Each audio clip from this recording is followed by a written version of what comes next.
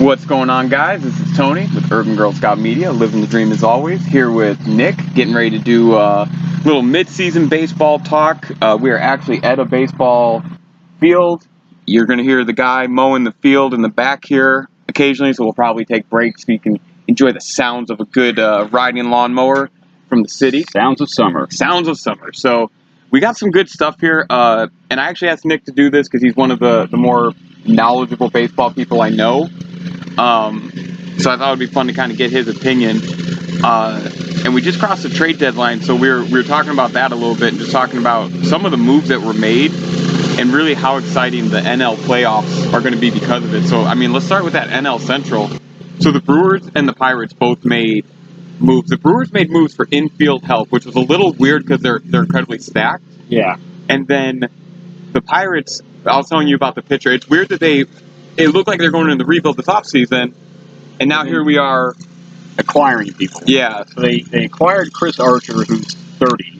They get rid of Tyler Glasnow, who's in his late 20s. They got rid of Garrett Cole in the offseason, who's in his 20s. Both pitchers are cheaper than Chris Archer and younger and possibly as good. And then they also got rid of Andrew McCutchen so they could replace him with Austin Meadows, who they then also traded for Chris Archer. So they're spinning in place. I'm not really sure what the Pirates are doing. I don't think they know either. Yeah, and I mean, I guess the only thing I could think of with Chris Archer is that you have him under control until next year. So it's not a one-year rental. Years, I think. Oh, yeah, I think you might be right. I know it's not just this year. No. So I know that was a big thing that was talked about because that was kind of weird. And then the Brewers, I can't remember the exact names, but they basically went and got players at positions they're very strong at. Yeah, they didn't need much infield help. They added Mike Moustakas at third, which is fine. But then they added Jonathan Schoop from the Orioles. But he's not going to be playing second base, which is all he's ever played in the majors. They're going to try to make him a shortstop where he's not even that good defensively at second. He's going to be really terrible at short. And they're moving Travis Shaw, who they had at third, to second, who has never played second base in the majors. It's super confusing. As a Cubs fan, I love it because I think their infield defense is going to be atrocious. Yeah. So, and it's funny that the two teams chased. I mean, the Cardinals are still in that race. Yeah. Although, I honestly thought that it should have been a rebuild this year. Yeah. That's not a team that I think they said they've had 5 managers since like the mid '80s or something. If that. So if that, so it's like for them to fire midseason Mike Matheny, I thought they'd kind of be on that rebuild, but they're right in the mix to make a wild card game. They just need a solid run. Yeah. And the Pirates and the Brewers did not make moves that make me feel like they're threats. No, they made plenty of moves. To me and most baseball observers, they didn't make the right moves. The Brewers absolutely needed starting pitching, and they acquired 0 of them. They didn't in the offseason, really, and they did not at all at the day of the deadline. So it's just not smart. No, it's very weird. I don't know if they're trying to think outside the box too much, and I think it's going to end up costing them. So the other team, obviously in that division that we got to talk about, the Cubbies. I like Cole Hamels. Yeah, I liked him before they traded for him. I wasn't upset that he pitched that great game at Wrigley a few years ago. Was it 3 years ago, something like that? No-hitter. The no-hitter. I wasn't upset. I've always liked him. Back to Philly days. I think he's a good presence. He'll eat up some innings. Yeah. So and they need him. I mean, right now, Darvish has made 8 starts the entire season. 2-3 months ago was his last start. Tyler Chatwood cannot throw strikes. He's not in the rotation anymore. Mike Montgomery, great swing man, but he belongs in the bullpen. So they absolutely had to get somebody. And to get a former legit ace, even though he's past his prime a little, that's a good move at this point in the season. It's a good move, and they didn't give up shit for him. No. No. I mean, they gave up a non-top 100 prospect. Cole Hamels, being back in a competitive environment, you might be surprised how good he might be the last few months of the season. Well, and his first game this weekend was great. Nice, 9 strikeouts in 5 innings, finding his groove a little bit. Yeah, very, very solid performance. They needed it.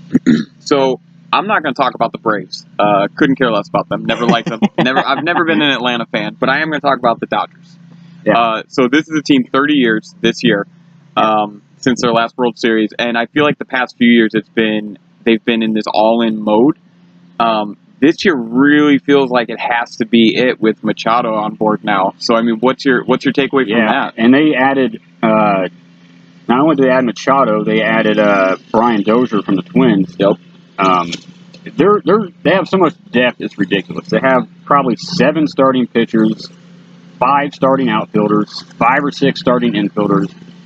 They can't all play, but they are covered for injuries, which they've had to deal with. I mean, they lost Corey Seager for the year in April, which is a huge blow because he possibly would have won NL MVP this year. Yeah, the past few years he's just been a big name for the team. Man. So Justin Turner, third, he's missed most of the season, so they could be even better. But they're covering their ass by getting these guys to fill in for the injured players. Absolutely. And we'll see. I mean, you got to look over. So the AL, really only 3 teams that stick out to me. The top 3 teams in baseball, of course, are in the American League, and the Yankees, Red Sox, Astros have already punched their ticket. Yeah. One of them is going to be a wild card team. Yeah, that's what sucks. Is one of these teams is going to have it's going to be the Yankees or the Red Sox. Yeah. Looks like the Yankees. Yeah. Who's the guy that pitched for them last year? I want to say it's Sergio. Oh, Severino. Severino. Yeah. So he had a horrible out last year. He's got to have a better out. He's still their top pitcher. Yeah, he is. So he's got to have a better.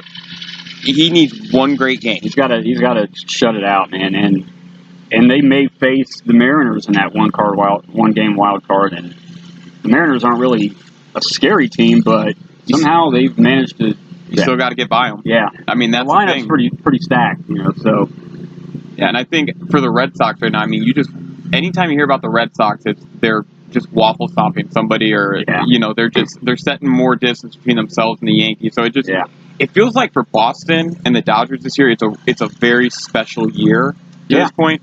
The Dodgers more because it's at 30 years, and also it just kind of feels like they continue to add a great player every year. Yeah. They continue to try and add the window's probably not closed this year, but Kershaw is not getting any younger. He's been injured for 4 straight years, and he can actually opt out of his contract at the end of the year. So you're either going to pay him a shitload of money to stay with him, or he's going somewhere else. Yeah.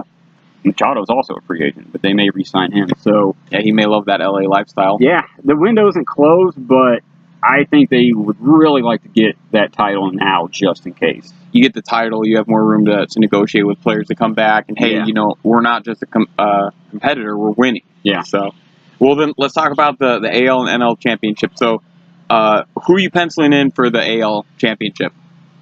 I'm going to say the Red Sox are definitely making it to the ALCS. Yeah, I agree with you there.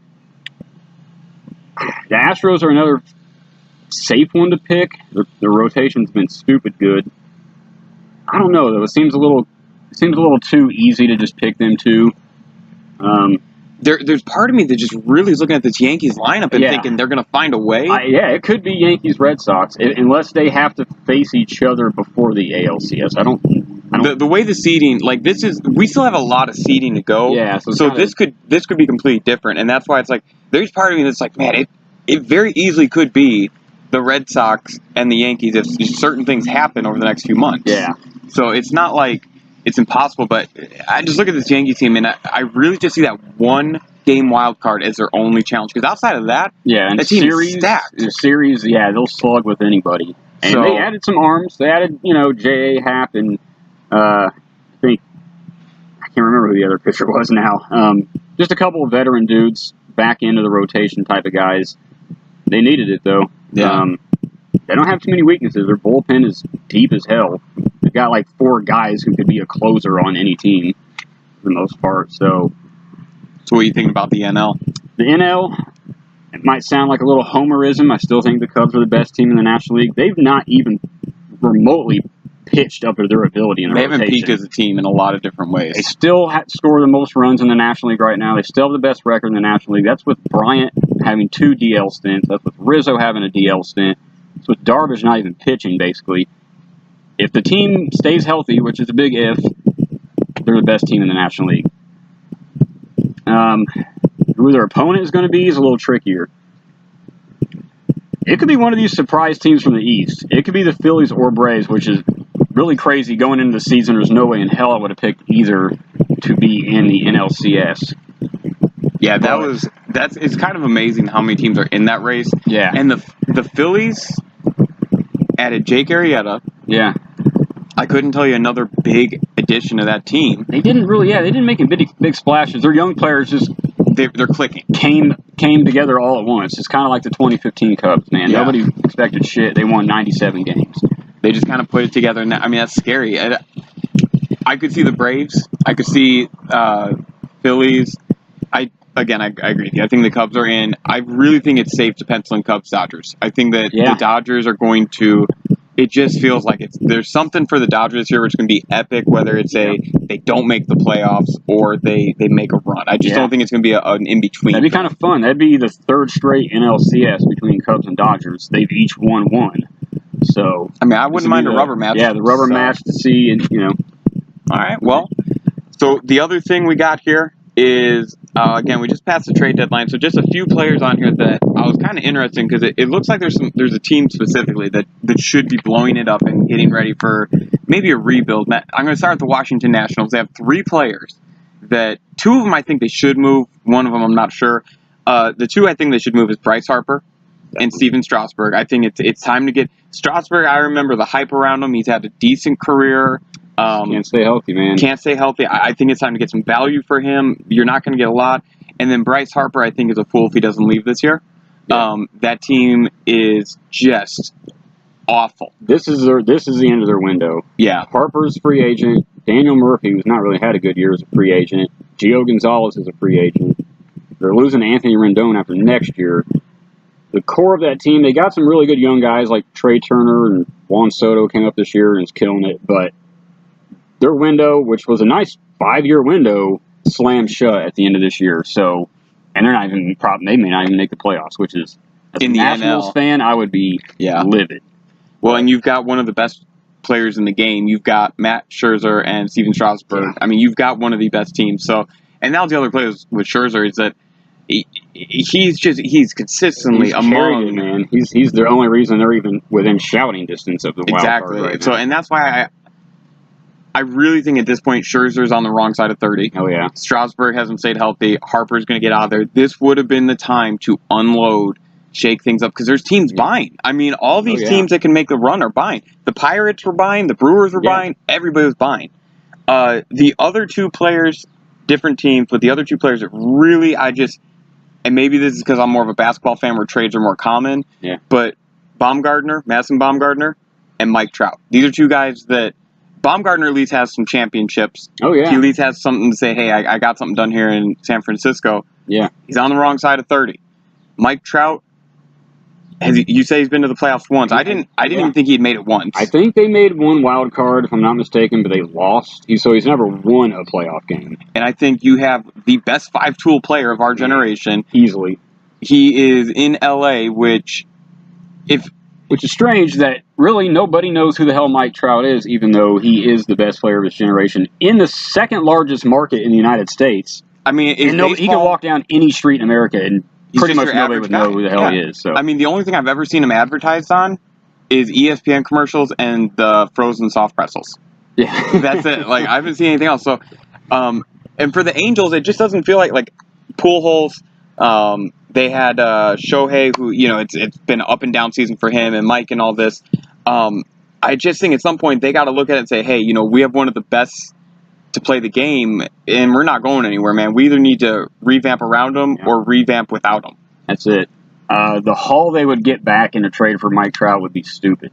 It's probably so hard to even evaluate what the appropriate trade amount would be because there's probably never been one on that level. Yeah. It would probably take, somebody like the White Sox who have a ridiculous farm system. It would probably take like 6 of their top 10 prospects, which are all top 50 guys in all of baseball, to make it fair.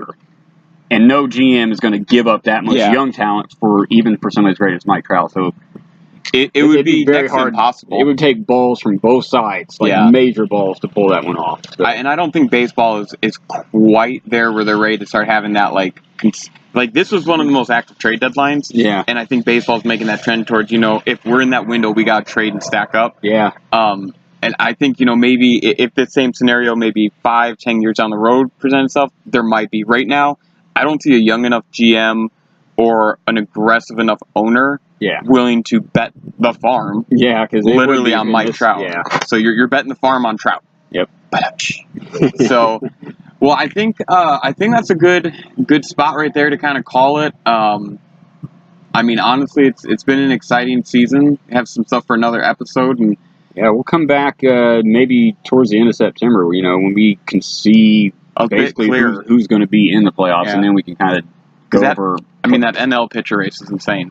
Yeah, there's 11 of the 15 National League teams right now are within 4.5 games of a playoff spot. So it's really just with a 50 good games run to go. I mean, it could be the Cardinals, the Nationals, and the Rockies in the damn world, in the NLCS or something. One of those teams. It could be anybody. So we'll see. Yeah, it's been an interesting baseball season.